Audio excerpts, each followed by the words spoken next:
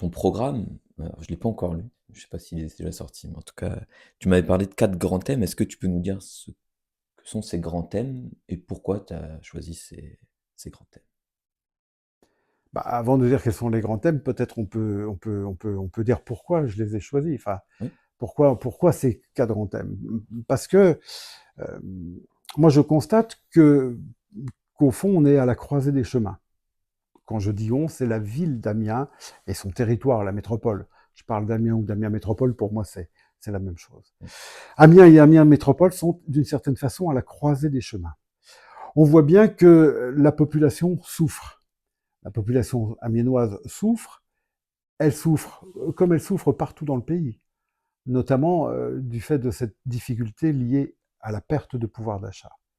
Mais elle souffre peut-être un petit peu plus que dans d'autres parties du pays.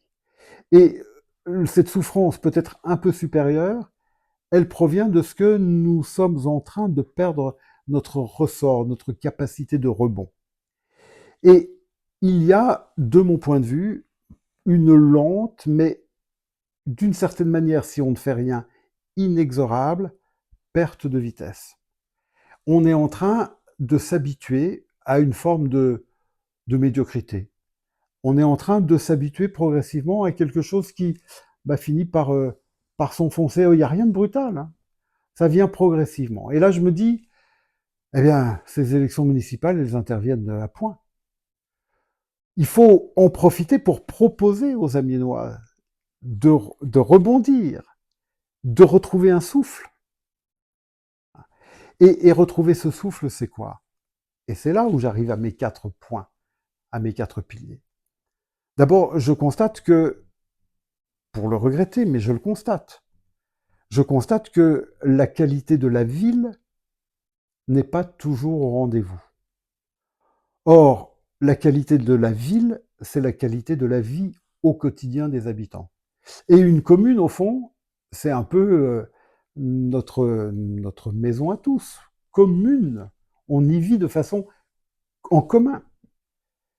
Et donc, évidemment qu'on a envie de se sentir bien dans notre ville. Et se sentir bien, mais ça recouvre une multitude de choses. Ça recouvre évidemment la sécurité, la propreté, mais ça recouvre aussi la qualité des services publics. Ça recouvre la qualité des trottoirs, la qualité de l'éclairage public, la qualité de ce que l'on va offrir aux enfants, la qualité de l'accueil qu'on retrouve quand on va dans un service de la mairie. C'est un ensemble d'éléments qui font qu'il y a une qualité de ville qui, de mon point de vue, doit être rehaussée.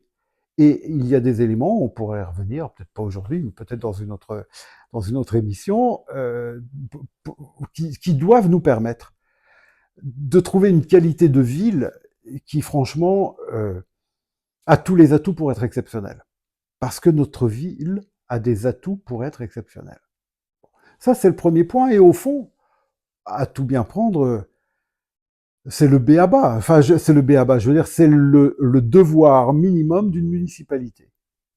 Offrir la meilleure qualité de ville possible à ses habitants. Donc, c'est même pas discutable. Et j'imagine bien que tous les candidats, ils formuleront les choses différemment, mais ils s'engageront là-dessus.